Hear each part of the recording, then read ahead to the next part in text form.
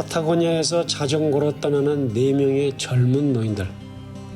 그들은 환갑을 맞아 인생의 새로운 시작을 찾기 위해 오지로 왔다. 과연 이번 도전을 통해 삶의 의미를 찾을 수 있을까? 아직은 정확히 모릅니다. 이제 이 끝없는 자유의 땅에서 찾을 수 있는 인생의 두 번째 챕터가 시작됩니다.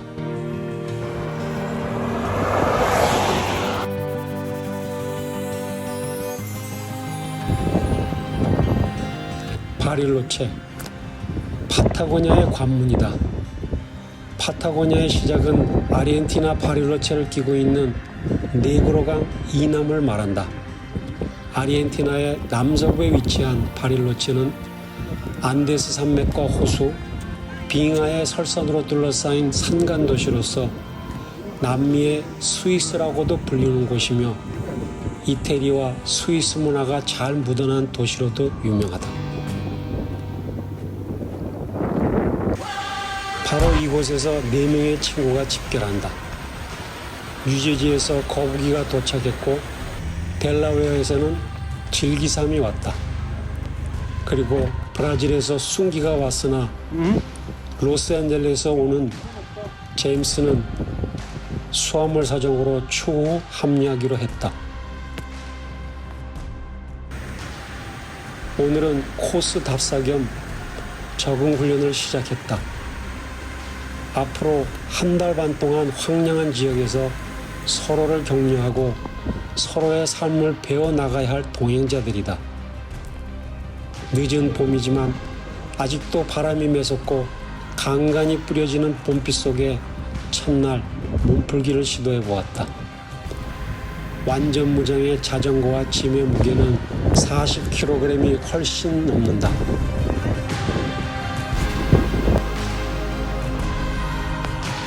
먼 산의 빙하가 녹아들어 만들어진 나우엘 우아피 호수가 있다.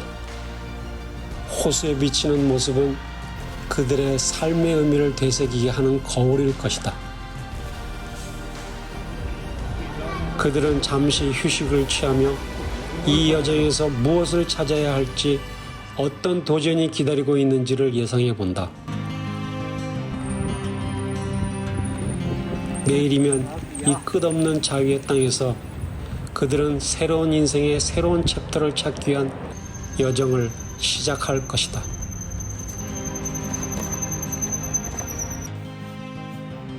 이제 시작이다. 그들은 출발을 알리는 신호탄을 쏘아 올렸다.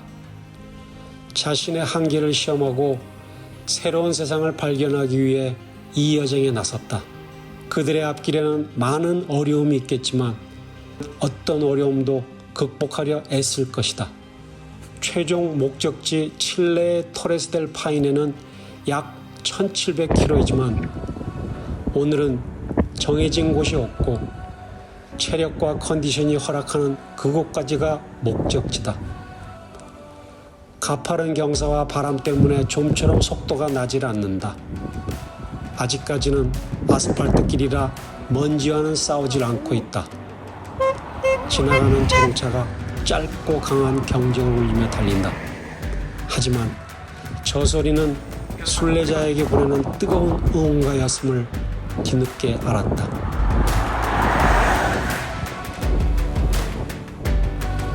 여기는 서울과 계절이 정반대인 늦은 봄이다.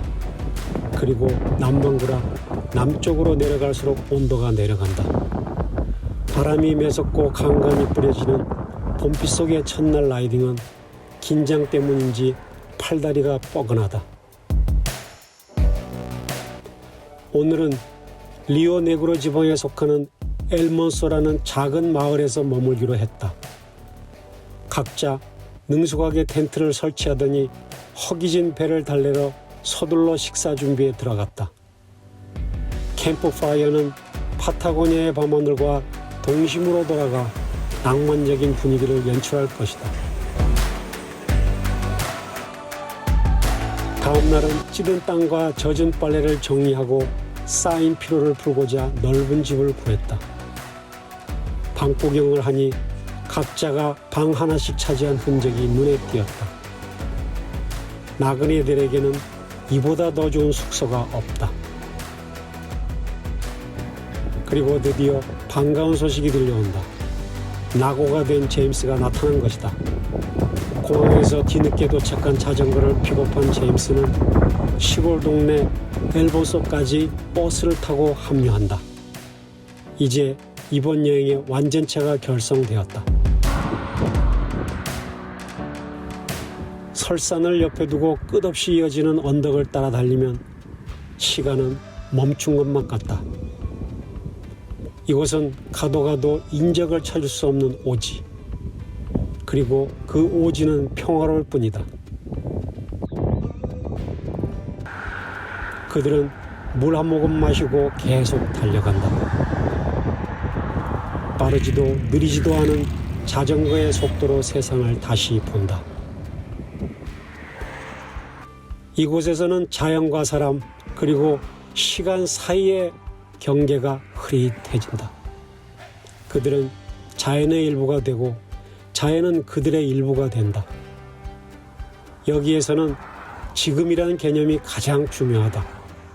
과거도 미래도 아닌 오로지 지금. 이 순간을 최대한으로 느끼려고 노력한다.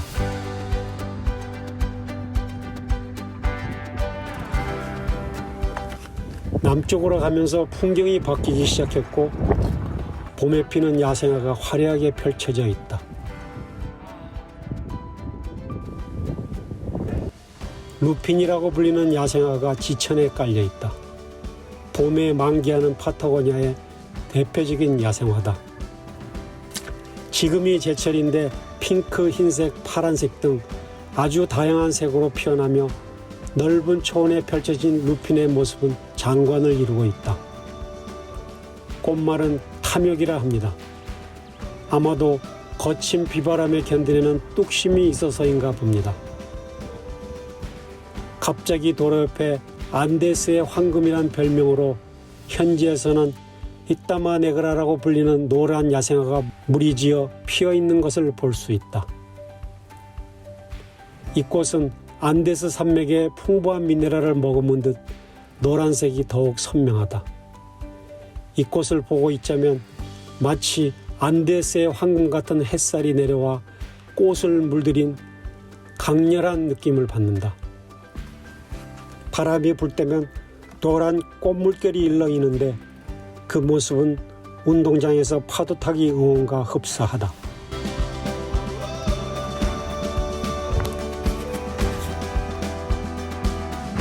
목장을 둘러싼 산들은 아직도 하얀 눈으로 뒤덮여 있고 초원에는 푸른 풀이 무성하다. 현대 문명의 번잡함과는 거리가 먼 곳이다. 자연과 더불어 살아가는 사람들의 소박한 삶이 고스란히 느껴지는 곳이다. 카헤테라 아우스트라는 남아메리카 파타고니아를 가로지는 산속의 고속도로다. 아직 대중적으로 알려지지 않았으며 비교적 자연 그대로의 모습을 아직 간직하고 있는 숨겨진 보석이다. 도로는 대부분 비포장 도로이며 상당 구간은 자갈과 흙으로 이루어져 있고 오로지 100길로만 연결되는 구간도 있다. 설산이 많으니 빙하 호수가 여기저기 길을 막고 있는 것이다. 지나치는 자동차가 먼지 포탄을 뿌린다. 순간 숨을 멈추지만 결국은 흙먼지를 먹게 된다. 자전거로 파타고니아를 보려면 아이러니하게도 이런 자갈길을 즐기지 않으면 숨어있는 풍경을 감상하기 어렵다고 한다.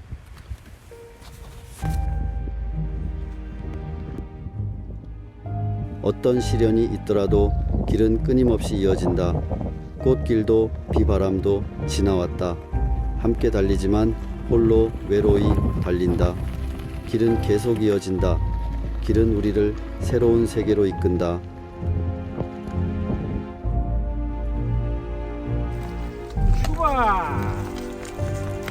파타고니아의 비는 흔한 일이나 강렬하게 내린다. 남아메리카 대륙의 최남단에 위치한 지역으로 다양한 지형과 기후를 가지고 있다. 비가 내리는 파타고니아의 풍경은 한 폭의 수채화처럼 아름답다고 누가 말했나. 비는 방수복을 뚫고 들어와 온몸을 구석까지 적신다. 비를 맞으며 달리는 것은 쉽지 않았다. 빗길은 미끄러우며 시야는 흐려진다. 장갑을 낀 손끝이 얼어온다. 이틀 동안이나 우중 라이딩이다. 우중 식사는 눈물인지 빗물인지 함께 먹는다. 질기삼은 재미있는 우산을 만들었다. 군네라 마니카타 잎사귀로 만든 우산이다. 이건 원주민의 지혜다. 비가 그치고 해가 떴다. 푸른 하늘과 흰 구름이 펼쳐졌다. 비는 광활한 대천을 아름답게 만들었다.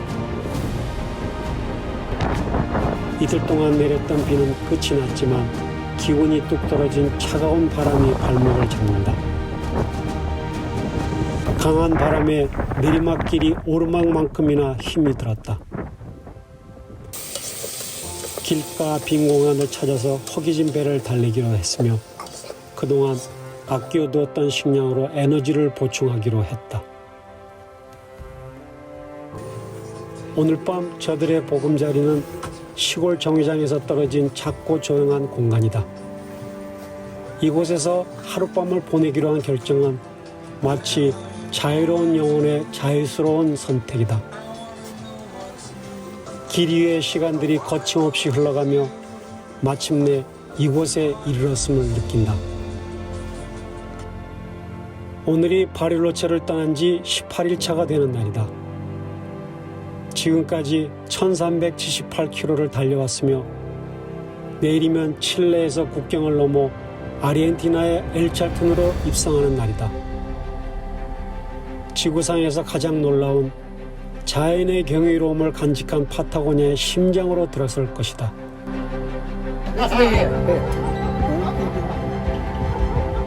출발선상에서 염려했던 문제들은 기후였음을 생각하니 안도의 숨을 쉬게 된다. 젊은 노인들이 철저하고 세심한 준비를 한 이유가 깊이 담겨 있습니다. 그리고 카스테라 아우스트랄의 끝자락에서 이번 여정의 쉼표를 찍으며 그들은 각자 무엇을 얻었는지 무엇을 잃었는지를 성찰한다. 하지만 중요한 것은 그들이 이곳에서 삶의 두 번째 챕터를 찾았다는 것이다. 그들의 도전과 모험은 우리 모두에게 삶의 다음 단계를 위한 고민과 준비가 얼마나 중요한지를 일깨워 줍니다. 뜻하지 않게 엘찰텐으로 가는 유일한 뱃길이 파타고니아의 악명 높은 몬스터 바람으로 기약 없이 막히고 말았으니